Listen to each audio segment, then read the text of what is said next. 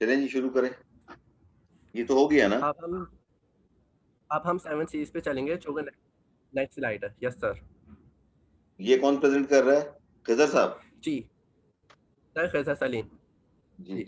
तो कम्युनिकेशन की बात हो और उसमें 7 सीज का जिक्र ना हो तो बात अधूरी सी लगती है, क्योंकि ये स्किल्स हैं अपनी कम्युनिकेशन को और ज़्यादा इफेक्टिव बनाने के लिए।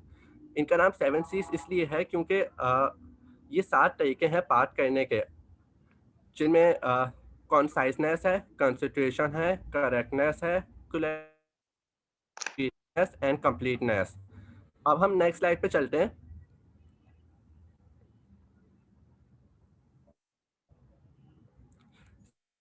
क्या आपने कभी ना सुना है, आप किसी को कन्वेंस करने की कोशिश कर रहे हो और उसने रिप्लाई में ना कहा हो, या आप किसी से कोई रिक्वेस्ट कर रहे हो या अपनी बात पे मनवाने की कोशिश कर रहे हो और उसने आपको नो बोला? सुना है तो इसके मायने कि अ, आपके 7 चीज़ कहीं न कहीं लैग कर रहे हैं। कोई तो और एक और चीज़, जब आपने इस पिक्चर को देखा होगा तो आपके ज़हन में एक सवाल आया होगा कि इस पिक्चर का यहाँ 7 चीज़ में क्या काम? तो उसके बाद मैंने आपको डिस्क्राइब करना शुरू क्लियर हो गया कि अच्छा ये पिक्चर इसलिए लगाई है कि हम नो को कन्वर्ट कर सकें येस में। इन एंड करने के बाद इन 7 चीज़ को हम नो को कन्वर्ट कर पाएँगे येस में। ये जो है पहली एग्ज़ाम्पल है, मेरे पास सी की एग्ज़ाम्पल है, जो है कंप्लीटनेस। सही, नेक्स्ट स्लाइड। कंप्लीटनेस मतलब मुकम्मल बात, कोई भी मुकम्मल बात। जब आपने पिक्चर देखी तो आपके ज़हन में एक सवाल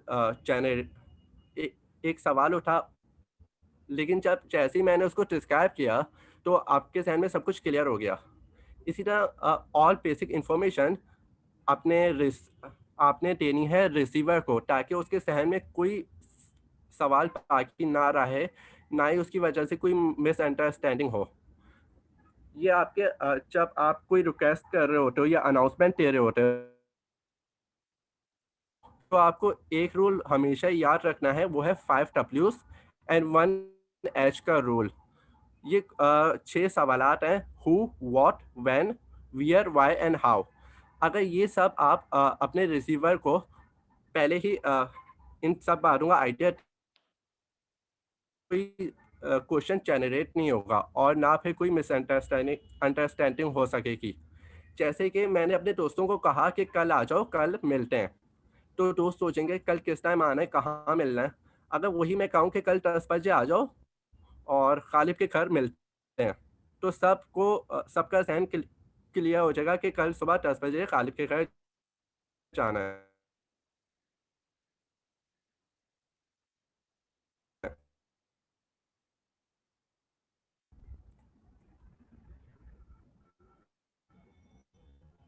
खजर, आई लॉस्ट योर वॉइस।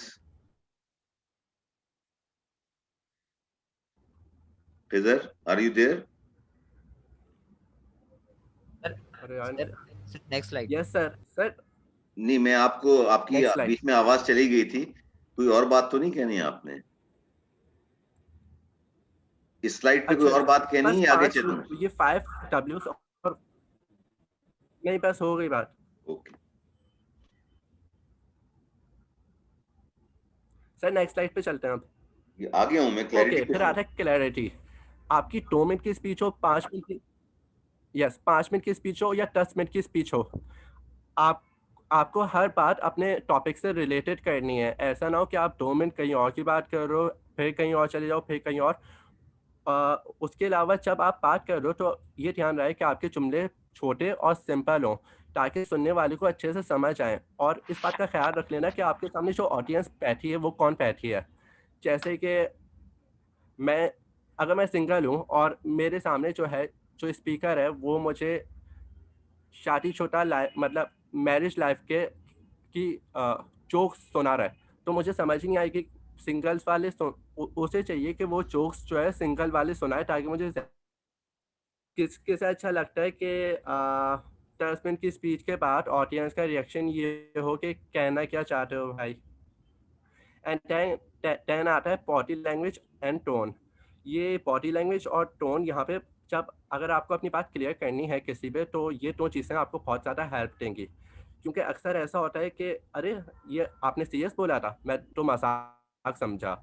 वो मसला होता है कि उनकी टोन ऐसी होती है कि जैसे वो मज़ाक कर रहे हैं, लेकिन उसकी वजह से एक सीरियस बात रह जाती है। Clarity of thoughts is the soul of communication. तो अगर आपने कुछ भी इन्फॉर्म करना है सामने वाले को, तो उसके लिए ज़रूरी है कि पहले आप अपने थॉट्स क्लियर कर लो कि अच्छा ये इस तरह होगा और इस तरह हम करेंगे, एंड देन आप प्रोवाइड करो इन्फॉर्मेशन दूसरे को। अब चलते हैं नेक्स्ट स्लाइड पे।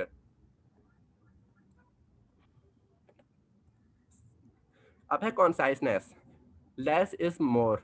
कम बोलो लेकिन अच्छा बोलो। और इस बात का ख्याल रहे बात करते हुए कि एक बात रिपीट ना हो बार बार।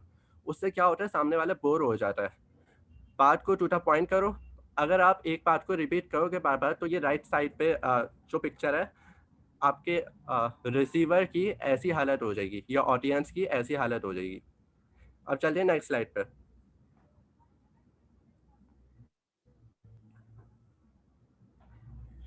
कॉन्क्रीटनेस। ये हर बंदे का ड्रीम होता है कि उसके लिए ऑडियंस जो है तालियां बजाए या उसे अप्रिशिएट करे कि वाह क्या बात की है। अब हमने इस बात का ख्याल रखना है कि हम स्पेसिफिक स्पेसिफिक फैक्ट्स और फिगर पे बात करें। अगर हम अपनी लाइफ में ये वाला मोमेंट चाहते हैं, तो हम स्पेसिफिक फैक्ट्स और फिगर्स पे बात करें। उससे क्या होगा, ऑडियंस को भरोसा होगा कि हाँ, ये सामने जो बंदा बात कर रहा है वाकई इसके पास नॉलेज है। जैसे एक एग्जांपल ले लें कि एक स्पीकर कह रहा है कि 6 डेज वॉर हुई थी, उसमें अरब और इस महीन पूरे 6 दिन चली थी और उसमें बहुत तबाही हुई। जबकि दूसरी जगह दूसरा स्पीकर ये बात कर रहा है कि 6 डेज वॉर हुई थी जो अरब और इसराइल के टाइम, और अरब के उसमें इजिप्ट, जॉर्डन और सीरिया जैसे ममालिक थे। और जो और इन द एंड इसराइल के सिर्फ 1,000 लोग मरे, जबकि अरब ममालिक के 20,000 लोग शहीद हो गए। तो अगर हम इस तरह बात करते हैं, तो वाकई एक इंफॉर्मेशन प्रोवाइड हो रही है और बात करने का कोई फ़ायदा हो रहा है। तो फैक्ट्स एंड फिगर्स को बाद में ऐड करने का ये फ़ायदा है, ये कॉन्क्रीटनेस कहलाता है। अब चलते हैं नेक्स्ट स्लाइड पे।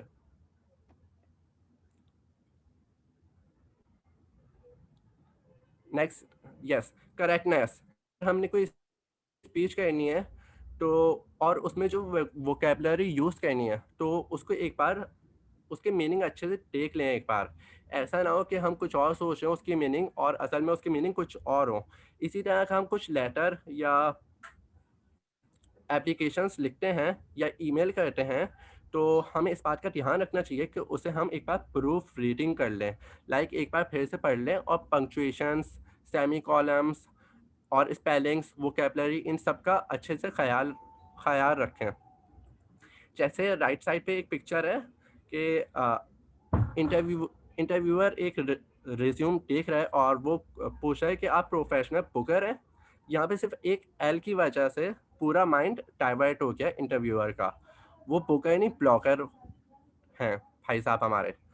तो और जब आप एक बार प्रूफ रीडिंग कर लेंगे, तो आपका कॉन्फिडेंस लेवल भी खुद ब खुद जनरेट हो जाएगा कि हाँ, मुझे पता है मैंने क्या लिखा है, मैं उसको अच्छे से समझ चुका हूँ, पढ़ चुका हूँ। अब आते हैं नेक्स्ट स्लाइड पे।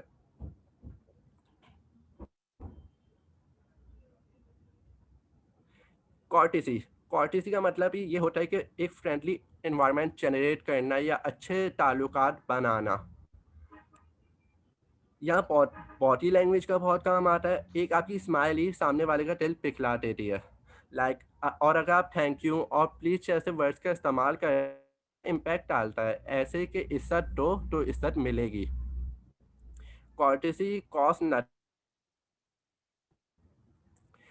लाइक सामने वाले के जहन में आपका एक परसेप्चुअल बन जाएगा कि हाँ, वाकई ये अच्छे घराने से इसे बात करने का आइडिया है या इसके मैनर्स बहुत अच्छे हैं। अब चलते हैं नेक्स्ट स्लाइड पे।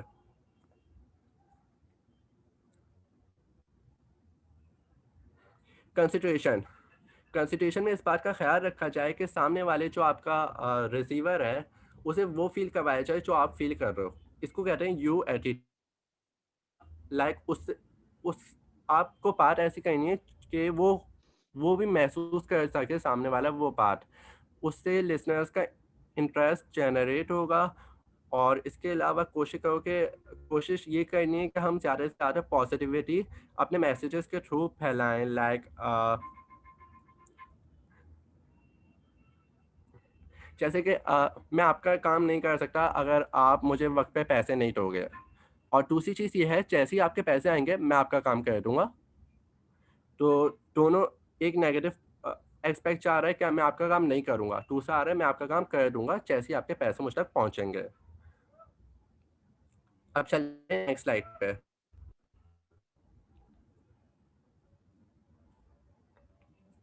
Communication works for those who work at it. तो ये हमारे एक कंक्लूजन है जो कोटेशन के थ्रू हमने कंक्लूजन देने की कोशिश की है कि कम्युनिकेशन उसके लिए काम करती है जो इस पे काम करता है। लाइक अगर हम कोशिश करें कि हम इन 7 चीज़ को अपनी लाइफ में इम्प्लीमेंट करें, उसके अलावा वो जो हमने इससे पहले बैरियर सुने हैं उनको हम ख़त्म करने की कोशिश करें। हाउ तो लाइक माइट बी पॉसिबल कि हम एक अच्छे स्पीकर बन पाएँ और सामने वाला सुनने के बाद हमें अप्रिशिएट करे कि वाक़ई आपने आपको लाइक बात करने का आइडिया है। और हम गए थे, और कोई सवाल हो तो प्लीज़। जी जनाब। Next. Who will ask the first question? अभी तो पार्टिसिपेंट बढ़ गए हैं भाई, वाह। ये मेरे ख्याल से सीआर की वजह से पार्टिसिपेंट ज्यादा हो गए, वरना तो इतने होते नहीं है। अच्छा जी, बासित साहब, any question?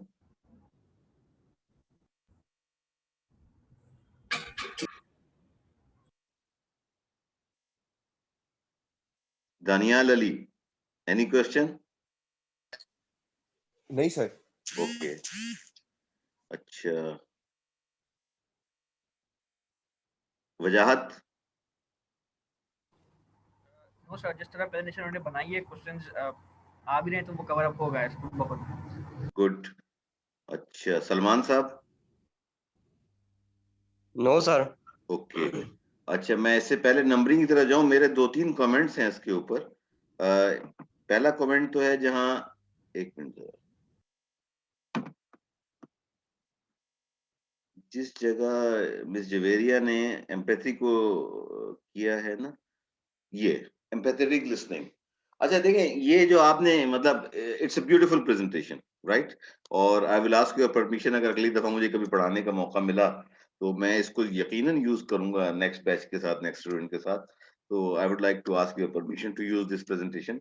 It's beautifully made, बड़ी अच्छी कंसाइज, स्टेप बाय स्टेप लेके आप लोग चले हैं और बड़ा अच्छा एक्सप्लेन किया है। सिर्फ मैं एक यहाँ क्लैरिफिकेशन कर रहा हूँ, एम्पैथेटिक। एम्पैथी की डेफिनेशन जो है, अगर आप डिक्शनरी में देखें, you have to put yourself in the other person shoes. उसकी जगह जाके आपको सोचना पड़ता है, तब जाके आप एम्पैथेटिक। मैं आपको एक मिसाल दूं, परसों की बात है, आज वेंसडे है ना, शायद थर्सडे। 2 दिन पहले मेरे हमारे एक कोलीग हैं, वो मेरे कमरे में आए, मुझे उन्होंने कहा कि जी मेरी बच्ची की तबीयत खराब हो गई है और उसको बहुत ज्यादा एक्सेसिव वॉमिटिंग हो रही, मेरी बीवी लेके आ रही है टैक्सी के अंदर, एंड आई एम लीव। ठीक है ना। एक तो मेरा जवाब ये हो सकता है कि यार ठीक है यार, जाओ, कोई बात नहीं। दूसरा ये है कि you have to put yourself in that position कि अगर आपकी बेटी को उल्टियां लगी हुई हो और समझ में ना आ रहा हो, बीवी लेके आ रही है और आप टैक्सी के अंदर बैठ के जो है उसके साथ जा रहे हो, ताज मेडिकल कॉम्प्लेक्स उसको लेके जा रहे हो, यू नो वट एवर है। तो ये एक फर्क होता है कि आप, you have to put yourself in the other person shoes. दुनिया में मैंने अपनी इतनी जिंदगी में सबसे मुश्किल मरहला जो देखा है ना, वो ये देखा है कि जब आप किसी के घर में कोई मैयत हो जाए और आप जाके जब उससे कंडोलेंस कर रहे होते हैं ना, at that time your words are meaningless. क्योंकि अगर आप उस एक्सपीरियंस से नहीं गुजरे हैं, मिसाल के तौर पे, मतलब मैं I have lost both parents. तो अब अगर मेरे किसी कुलीग की, किसी दोस्त की वालिदा का या वालिद का इंतकाल होता है, तो I can understand what they are going through. You know, मेरी फीलिंग उस वक्त क्या थी, ये आदमी इस वक्त किस चीज से गुजर रहा है। तो मैं उसके साथ रिलेट कर सकता हूँ, उसकी चीज़ को मैं अंडरस्टैंड कर सकता हूँ और उसको जाके मैं उससे मेरी कंडोलेंस जो होगी उसके साथ, वो सुपरफिशियल नहीं होगी, मसनूई नहीं होगी, बनावटी नहीं होगी, कोई चीज़ नहीं होगी, because I have gone through that same experience. वो अब गुज़र रहा है, मैं उससे गुज़र चुका हूँ, तो I can relate to that. लेकिन बाज़ दफ़ा ऐसा होता है जहाँ आपने कल्चरल बैरियर्स की बात की है, उस्ताद ने शायद ये बात की थी कि हम दूसरे इलाकों के दूसरे कल्चर्स को समझने की कोशिश नहीं करते हैं। मेरी पैदाइश अंदरूनी सिंध की है, लेकिन उसके बाद मैं इधर-उधर फिरता रहा, बांग्लादेश में रहा, पाकिस्तान आ गए, इधर जो कुछ भी है। मेरे सारे क्लास फेलोज़ जो थे उस ज़माने में एनईडी में, हर मतलब केपी के लोग भी थे, बलूचिस्तान के लोग भी थे, सिंध के लोग भी थे। मुझे ये नहीं पता था कि अगर अंदरूनी सिंध में किसी दोस्त के घर अगर आप कंडोलेंस के लिए जा रहे हैं, तो उसका प्रोटोकॉल क्या है, उसकी डिमांड क्या है? हमारे एक दोस्त के वालिद की डेथ हो गई, हम लोग बस में बैठ के सब लोग वहाँ गए, तो वहाँ जाने के बाद वो तो शुक्र है कि एक साहब ने हमें बता दिया कि अंदरूनी सिंध का कल्चर ये है कि अगर किसी के घर मैयत हो जाए, तो वो दरी के ऊपर एक रेली बिठा के जो हेड ऑफ द फैमिली होता है, यानी बड़ा बेटा या भाई, वो बैठ जाता है। तो नॉर्मली क्या होता है कि हमारे यहाँ क्या होता है, जो हमने कराची में और हैदराबाद में देखा कि आप जाते हैं, जो उसके वरसा होते हैं, उससे जाके आप गले मिलते हैं और उसके बाद जो भी मरल होता है। अंदरूनी सिंध का कल्चर ये है कि आप जाके पहले उस आदमी से नहीं मिलेंगे, आप पहले बैठ जाएँगे ज़मीन के ऊपर। आप बैठ के पहले इधर-उधर देखेंगे, उसके बाद कोई एक आदमी कहेगा दुआ, उसके बाद सब दुआ करेंगे, दुआ करने के बाद उठ के आप उस शख्स के पास जो भी बैठा होगा, उसको सीधी ज़बान में फूड़ी कहते हैं। आई डोंट नो आप लोगों को उसका पता है या नहीं पता है। फूड़ी पे जो बैठा होता है उससे जाके आप मिलते हैं और फिर उसके बाद बारी-बारी आप सबसे गले मिल के फिर आप बैठ जाते हैं। इसी तरीके से कोई थर्ड पार्टी आएगी, तो that is how it it goes. तो बिल्कुल एक आप अगर आपको ना पता हो, तो और आप वहाँ जाके सीधा जाके जो है वो जो जिससे भी आप मिलने गए हैं वो करें, तो ये कल्चर को समझना बहुत ज़रूरी होता है। अगर आपको ना पता हो, तो आप किसी से पूछ लें कि जी मैं वहाँ जा रहा हूँ, वहाँ पे क्या किस तरीके, अगर आप बलूचिस्तान में जाएँ, वहाँ पे रिचुअल्स कुछ और होती हैं, इसी तरह की। आई एम सॉरी कि मैं इस तरह डेथ की मिसाल एक जो ज़हन में आ गई थी, तो मैं आपसे दे रहा हूँ। चौथी बात जो आप लोगों ने इसमें थोड़ी-सी एक्सप्लेनेशन में जो एक चीज़ जो मुझे कमी महसूस हुई है, वो ये हुई है कि देखें,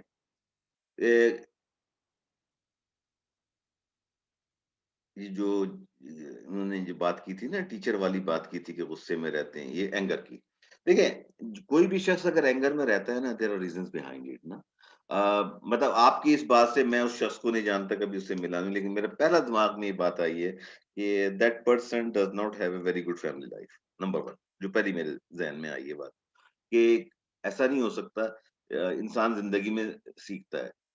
जब मैं यूनिवर्सिटी में पढ़ रहा था, हॉस्टल में रहता था, तो किचन के अंदर शाम में हम लोग चाय बनाने के लिए जाते थे। तो मेरा एक ज़ाहिर है कि स्टूडेंट कोलीग था, तो जब भी किचन में खड़े हुए चाय बना रहे हैं, कॉफ़ी बना रहे हैं, वो मुझसे पूछता था, हाउ वाज़ योर डे? तो मैं कहता था हमेशा सो, ठीक है। तो एक दिन उसने मुझे कहा, ज़रा बैठ जाओ तुम, ठंडे होके बैठ जाओ। मैंने क्या हो गया? कह रहा है, देखो मेरी बात सुनो, मैं 4 दिन से तुमसे एक सवाल कर रहा हूँ, how was your day? And every day your response is क्या लाइक बन जाएगा? ये बड़ा तुम्हारा म्यूटेड रिस्पॉन्स होता है कि जी सो। ऐसा हो नहीं सकता कि किसी भी शख्स के 4 दिन मुसलसल बुरे गुज़रे, तो तुम्हारे साथ कोई मसला है, तुम्हारे एटीट्यूड में कोई मसला है, you have to work on it. तो अगर आप कोई भी शख्स अगर मुस्तकिल गुस्से में रहता है ना, उसकी 2 ही वजूहात समझ में आती हैं कि एक, either he is not enjoying a very good family life, और he is not satisfied with the condition और the environment he is in. He feels that he is capable of getting a better things from life, और वो उसको नहीं मिल रही हैं, और तो उसका गुस्सा जो है, उसके जो एक नेगेटिव इम्पैक्ट जो है वो जाता है। हालाँकि ये बड़ी गलत बात है, नो मैटर आपके साथ ज़िंदगी में कुछ भी हुआ हो, जो काम आप करने जा रहे हैं ना, उसको आपने परफेक्टली करना होता है। इम्परफेक्शन हर एक के अंदर होती हैं, अगर आप एक्सेप्ट नहीं करेंगे ना, अपनी भी एक्सेप्ट करनी चाहिए और दूसरे की भी करनी चाहिए। ये हज़रत अली का एक बड़ा मशहूर कौल है कि जब किसी से दोस्ती करो, तो अपने दिल में कब्रिस्तान बना लो, उस कब्रिस्तान में अपने दोस्त की बुराइयों को दफ़न करते रहो। तभी आपकी दोस्ती चल सकती है, आपकी रिलेशनशिप, ये हर चीज़ में अप्लाई होता है। आपकी मैरिड लाइफ में ये अप्लाई होता है, आपके दोस्तों में ये अप्लाई होता है, आपकी फैमिली लाइफ में अप्लाई होता है कि अगर किसी की बुराई को आप दफन नहीं करोगे अपने दिल के कब्रिस्तान में, तो आप उसको लेके बैठे रहोगे और कभी भी आपका उसका ताल्लुक जो होता है बराबरी की बुनियाद पे और उस चीज में नहीं हो सकता। जहाँ रिलैक्सेशन टेक्निक्स की आपने बात की है, देखिए सबसे बड़ी रिलैक्सेशन टेक्निक्स जितनी भी आप कर लें, जो जो भी बताते हैं मेडिटेशन, ये मैंने आपसे शायद ये बात भी की थी कि जो कामयाब तरीन सीईओ हैं, उनका जो गूगल ने सर्वे किया है, वो यही बताते हैं कि वो सब मेडिटेशन करते हैं। मेडिटेशन करने की वजह क्या होती है कि अपने आप को रिलैक्स रखना। मेडिटेशन का हमारे लिए सबसे आसान तरीका है, अगर आप 5 वक्त की नमाज पढ़ लें, तो आपकी अच्छी खासी मेडिटेशन वैसे ही हो जाती है। उसके लिए आपको अलग से कोई योगा की क्लास जॉइन करने की ज़रूरत नहीं पड़ती है, इस तरह नहीं पड़ती। But overall it was a very good presentation. अच्छा जी, अब आ जाएँ नंबर्स की तरफ, क्योंकि अभी आगे भी चलना है, बहुत टाइम बाकी, अभी बहुत काम बाकी है, सॉरी 2 प्रेजेंटेशन अभी पूरी बाकी हैं। I will start. हसन, पहले तो ग्रुप को जी प्रेजेंटेशन कर दीजिए आप लोग जल्दी से। सर, और ग्रुप प्रदर्शन को 5 मार्क्स। ओके चलिए। अच्छा हसन, फिर इंडिविजुअल पे आ जाइए आप। सर इंडिविजुअल भी सबने काफी अच्छी वो अपना एक्सप्लेन किया, तो सबको 10 आउट ऑफ 10। ओके। अच्छा नोमान साहब,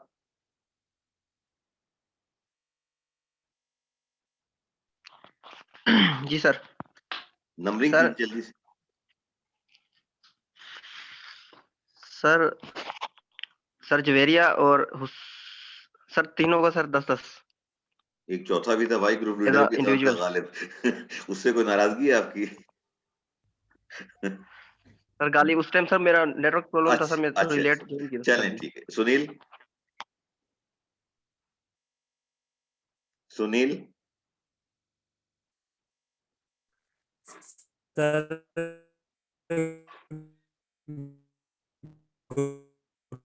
कम्युनिकेशन बैरियर। मैं, इनकी आवाज नहीं आ रही मुझे। अंबर, प्रेजेंटेशन को 5। अच्छा सर इनको 5 और 10 पूरे ग्रुप ओके। को सर, बहुत अच्छी उकाशा, प्रेजेंटेशन थी। उकाशा, सर प्रेजेंटेशन तो अच्छी थी, सबने जो है वो तैयारी की हुई थी सिवाय एक आध मिस्टेक के एक्सप्लेनेशन के अंदर। गुड। चलें जी आगे चलें, नेक्स्ट ग्रुप कौन सा है?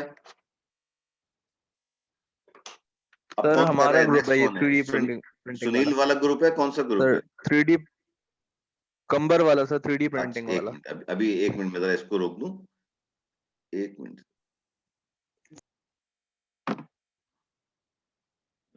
3D, आज हमारे सीआर की बर्थडे भी है। अच्छा भाई बहुत मुबारक हो, हैप्पी बर्थडे सीआर साहब। लेकिन जितनी दाढ़ी इन्होंने बढ़ाई हुई है, तो उससे तो लग रहा है कि ये शोक के अंदर हैं। अच्छा, इस ग्रुप में है जनाब अब्बास रजा साहब, अहमद शाह, 1 मिनट। जी सर, ये सब प्रेजेंट है। Ahmad Shah, Hasnain Uddin yes sir. Qambar ji please. कौन शुरू करेगा भाई? बिस्मिल्लाहिर्रहमानिर्रहीम। कौन ओपनिंग कौन कर रहा है? सर मैं शुरू करूंगा, अहमद शाह। चलें जी अहमद, बिस्मिल्लाह। स्लाइड चेंज कर दूं?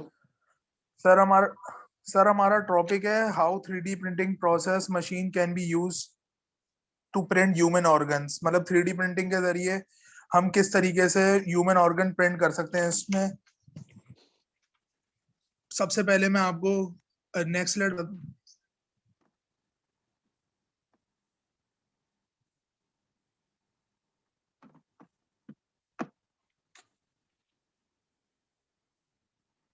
मैं आपको बताता हूँ कि 3D प्रिंटिंग होती क्या है और इसका प्रोसेस क्या होता है। तो सर 3D प्रिंटिंग जो है वो बहुत कॉमन है, और ये आज इससे हम टूल्स वगैरह बना सकते हैं, टॉयज वगैरह बना सकते हैं, क्लोथ्स वगैरह बना सकते हैं, और आगे जाके इसमें ये है कि ये ह्यूमन ऑर्गन्स वगैरह भी प्रोड्यूस कर रहे हैं इससे। 3D प्रिंटिंग के प्रोसेस को हम एक कहते हैं एडिटिव मैन्युफैक्चरिंग। इसमें क्या होता है, इसमें ये होता है कि हम जो मटेरियल जो है ना वो क्रिएट करते हैं लेयर्स बाय लेयर्स, लेयर्स के थ्रू जो है ना हम मटेरियल क्रिएट करते हैं, ताकि हम जो है ना कॉम्प्लेक्स डिजाइन के मटेरियल को जो है वो प्रोड्यूस कर सके। सर आगे।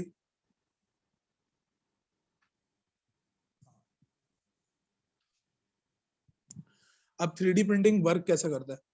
सर पहला स्टेप 3D प्रिंटिंग वर्क कैसे करता है वो ये है कि हम इसके अंदर सबसे पहले अपना एक डिजाइन बना लेते हैं। कोई भी मॉडलिंग सॉफ्टवेयर के जरिए हम अपना एक डिजाइन प्रोड्यूस कर लेते हैं, उससे हम जो है वो 3D प्रिंटर के अंदर सेंड करते हैं, जिसकी जहां से हम जो है वो लेयरिंग मेथड के थ्रू अपना डिजायर प्रोडक्ट हासिल करते हैं। और सबसे जो मोस्ट कॉमन इसके अंदर 3D प्रिंटिंग के अंदर जो मटेरियल यूज होता है वो है आपका प्लास्टिक। और फिर बाकी अगर हमें कोई ऐसी चीज बनानी है जो कि दूसरे मटेरियल से यूज होगी तो हम वो भी इस्तेमाल कर सकते हैं इसके अंदर। सर आगे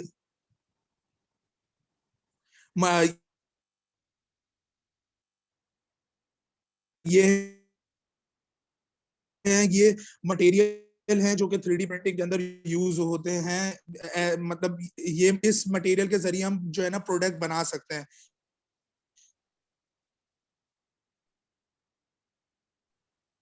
प्लास्टिक या मेटल के जरिए बना सकते हैं, कार्बन फाइबर के जरिए। सर आगे कर।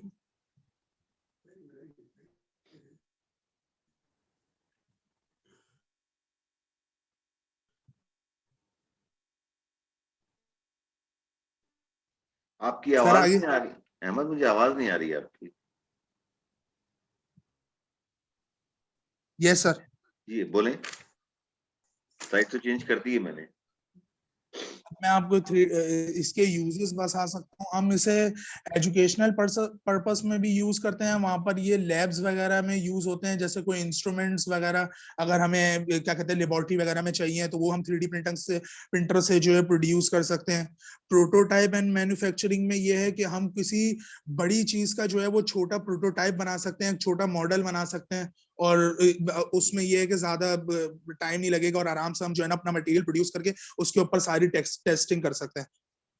मेडिसिन वगैरह में ये है कि इसके अंदर जो है वो ह्यूमन ऑर्गन्स वगैरह बन रहे हैं, ताकि हम आसानी से जो है ना वो किसी भी बंदे का जो है ना वो ऑर्गन अगर वो वर्क नहीं कर रहा तो हम उसकी जो है ना वो ट्रांसप्लांट कर सकते हैं। कंस्ट्रक्शन के अंदर हम ये है कि बिल्डिंग का एक पूरा मॉडल बना सकते हैं कोई भी, और उसके ऊपर जो है पहले मॉडलिंग कर सकते हैं, डिजाइन बना सकते हैं उसका। आर्ट एंड जूली डिजाइन के अंदर ये है कि हम कोई भी डिजाइन को चूज करते हुए पहले उसका 3D प्रिंटर के ऊपर डिजाइन बना लेंगे, ताकि हम ये चेक कर लेंगे डिजाइन अच्छा भी है, सही है, या ताकि हम उसको चेंज कर सकते हैं आसानी से। सर आगे।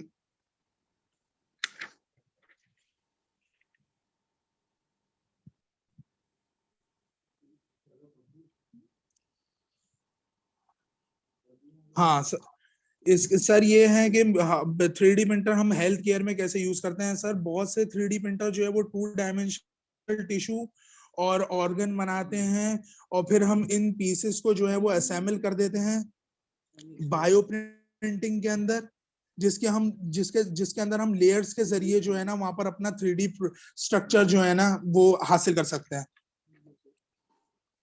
ह्यूमन लाइफ के अंदर इसका इफेक्ट इसलिए ज्यादा इंपॉर्टेंट है कि इससे हम रिप्लिकेस ऑफ बोन्स बना सकते हैं, ऑर्गन्स बना सकते हैं, ब्लड वेसल बना सकते हैं, जिसकी वजह से हम अपना टाइम बचा सकते हैं, और ये काफी क्या कहते हैं एफिशिएंट भी होते हैं। अब मैं आपको अब्बास हसनैनुद्दीन को आगे प्रोसीड करूंगा।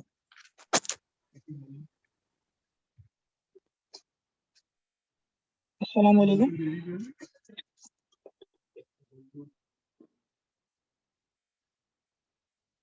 जी प्लीज कंटिन्यू करें। सर मैं आप आगे कंटिन्यू करूंगा। प्रिंटिंग ह्यूमन ऑर्गन्स, जैसा कि सबको पता है कि 3D प्रिंटिंग जो है वो बहुत फास्ट एरिया के अंदर वर्क कर रही है। तो और इसका जो एक इम्पॉर्टेंट एस्पेक्ट है वो ह्यूमन हेल्थ के ऊपर भी है। मतलब ये जैसे हम लोग जानते हैं कि अगर किसी भी इंसान का कोई ऑर्गन फेल हो जाए, कोई भी छोटा ऑर्गन हो या कोई भी बॉडी पार्ट या कोई ऑर्गन फेल हो जाए, तो उसके लिए डोनर ढूंढना बहुत मुश्किल हो जाता है। डोनर मिलना बहुत मुश्किल हो जाता है कि बहुत देर में मिलना होता है। तो उसके लिए यहाँ पे 3D प्रिंटिंग इस काम के लिए भी यहाँ पे यूज की जा सकती है, जिससे वो इंसान के ऑर्गन को बना सके। और इसके लिए जो हम और इसको हम जिस नाम से पुकारते हैं वो है 3D बायो प्रिंटिंग। इसको करने के ना सर 3 प्रोसेस हैं sir. Next slide sir. Sir next slide. मैं नेक्स्ट पे ही हूँ बेटा। इसको करने के तीन प्रोसेस हैं, pre bio printing and post bio printing. तो सबसे पहले मैं प्री बायो प्रिंटिंग के बारे में बताऊंगा कि प्री बायो प्रिंटिंग होती क्या है। Sir next slide sir.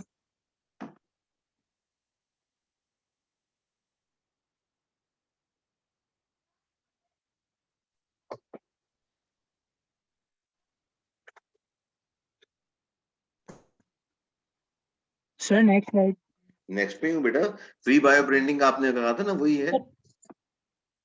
Pre bio printing के अंदर जैसे सर बायो प्रिंटिंग जब हम लोग कर रहे होते हैं किसी ऑर्गन के, उससे पहले हमें क्या क्या चीजें चाहिए होती हैं। जैसे भी अगर हम कोई चीज बना रहे होते हैं, कोई चीज मैन्युफैक्चर कर रहे होते हैं, उसके लिए हमें स्केच की जरूरत होती है, कोई डिजिटल स्केच की किसी जरूरत होती है। तो इसके अंदर भी ऐसी, अगर हमें कोई ऑर्गन बनाना हो तो उसके लिए हमें कोई एक डिजिटल स्केच की जरूरत होती है। तो प्री बायो प्रिंटिंग में ये सीन करते हैं, ये प्री बायो प्रिंटिंग में हम ये करते हैं कि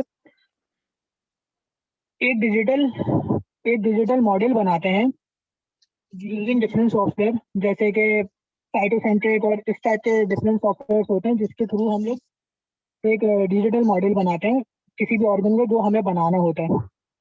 और उसके अंदर एक चीज ये कर रहे होते हैं कि उसके अंदर हम लोग मटेरियल सिलेक्शन भी देते हैं कि हमें किस मटेरियल का चाहिए होता है। अब मटेरियल कैसा, मटेरियल जो इनका होता है सर, वो दो मिक्सचर के दरमियान बन रहा होता है। दो मिक्सचर कौन से, एक तो लिविंग सेल और उसके साथ ग्रोथ फैक्टर। जो ग्रोथ फैक्टर मतलब कि एक जेल होता है, मतलब बायो पॉलीमर जेल, इस टाइप के जेल होते हैं जो लिविंग सेल्स होते हैं, जो बायो पॉलीमर जेल जो होते हैं वो लिविंग सेल को एक मीडियम प्रोवाइड कर रहे होते हैं, और ये बहुत हाईली विस्कस फ्लूइड बना हुआ होता है।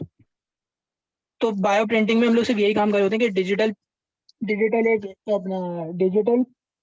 मॉडल बना रहे होते हैं और उसके अंदर मटेरियल सिलेक्शन कर रहे होते हैं कि हमें किस टाइप का मटेरियल चाहिए होता है, किस टाइप के सेल चाहिए होते हैं। और जो बायो प्रिंटिंग बनती कैसे, अगर हमें कोई ऑर्गन की बनानी हो तो उसके लिए हम क्या करते हैं, जैसे कि सीटी स्कैन, MRI स्कैन होता है, वो स्कैनिंग करते हैं, क्योंकि उस स्कैन की मदद से हमें टिश्यू के डायमेंशन पता चल जाते हैं और उस डायमेंशन के थ्रू हम वो ऑर्गन बनाना शुरू कर देते हैं। तो प्री बायो प्रिंटिंग का यही प्रोसेस है कि हम लोग एक डिजिटल मॉडल बनाते हैं और उसके अंदर मटेरियल सिलेक्शन करते हैं। फिर उसके बाद सर स्लाइड चेंज सर।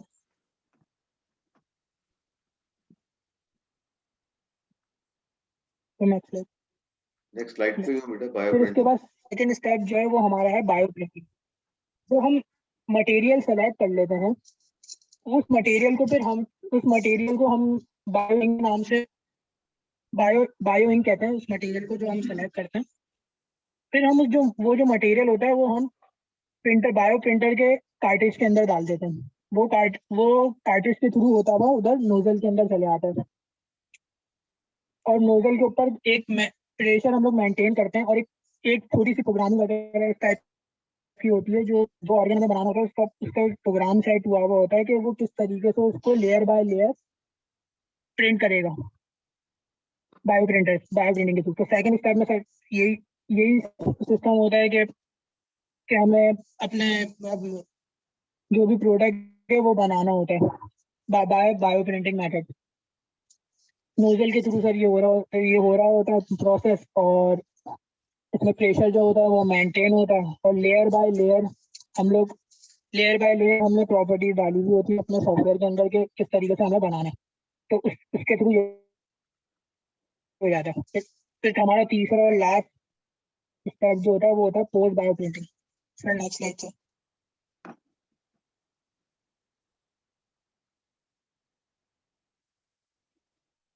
जब हमारा एक प्रोडक्ट एक फाइनलाइज हो जाता है, कोई ऑर्गन हमारा एक फाइनलाइज हो जाता है, तो उसकी हमें तो टेस्टिंग करनी होती है। तो उसके लिए हम प्रोसेस यूज करते हैं post bio printing. Post bio printing में हम दो टाइप के प्रोसेस कर रहे होते हैं, दो टाइप के टेस्टिंग कर रहे होते हैं। एक होती है केमिकल टेस्टिंग और एक होती है मैकेनिकल टेस्टिंग। केमिकल टेस्टिंग के अंदर हम लोग क्या कर रहे होते हैं, जो भी हम ऑर्गन बनाते हैं उनको कुछ केमिकल्स के साथ रिएक्ट करवाते हैं, और उसकी नेचर चेक करते हैं कि वो ऑर्गन जब हम इंसानी ह्यूमन बॉडी के अंदर फिट करेंगे तो उसके ऊपर कोई उन केमिकल्स का जो भी इंसान की बॉडी के ऊपर अफेक्ट करते हैं, तो उसके बाद जब हम ऑर्गन आर्टिफिशियल तो उसके ऊपर कोई कोई प्रॉब्लम तो नहीं होती, इस तरीके से केमिकल टेस्टिंग होती है। बाकी फिर उसके बाद हम मैकेनिकल टेस्ट भी करते हैं, मतलब कि उस ऑर्गन के हम लोग फिजिकल टेस्ट करते हैं कि वो ऑर्गन जो है वो इंसान की बॉडी में जब फिट हो जाता है, बॉडी के अंदर जब फिट हो जाता है तो वो जाके उसकी शेप चेंज ना हो या उसकी चार्जिंग वगैरह इस टाइप की कोई चीज होती है वो टेस्ट करते हैं। तो ये 3 मेन प्रोसेस है। जिससे अगर मैं आपको एक छोटी सी तो वो ये है कि बायो प्रिंटिंग के अंदर हम लोग एक नॉर्मल 3D स्केच बनाते हैं यूजिंग डिफरेंट सॉफ्टवेयर और मटेरियल सेलेक्ट करते हैं। और बायो प्रिंटिंग के अंदर हम लोग जो भी हमने मटेरियल सेलेक्ट किया है उसको कार्टेज के अंदर डालते हैं और उसके थ्रू हम नोजल जो कार्टेज के थ्रू डालते हैं और कार्टेज से वो नोजल के अंदर जाता है और मैं प्रेशर उस प्रेशर को हमने एक प्रोग्रामिंग सेट करी हुई होती है और उस प्रोग्रामिंग के थ्रू वो लेयर बाय लेयर जो भी ऑर्गन बनाना होता है वो हम बना लेते हैं। और तीसरे स्टेप में जब वो हमारा मैन्युफैक्चर हो जाता है तो उसके बाद हम दो टेस्टिंग करते हैं, केमिकल टेस्टिंग और मैकेनिकल टेस्टिंग। तो हमारा प्रोडक्ट जो है वो फाइनल स्टेबलाइज हो जाए, के अंदर आ जाए ताकि वो आगे यूज हो सके। अब बाकी उसको करने के कुछ मेथड्स होते हैं। नहीं, मैं आपको यहाँ रोकूंगा, ये जूम का टाइम खत्म हो रहा है, 3 मिनट रह गए, तो I will stop, save the video and come back, और जहां से आपका पोस्ट बायो प्रिंटिंग का नए आपके साथी जो भी करेंगे शुरू वो करेंगे, ठीक है।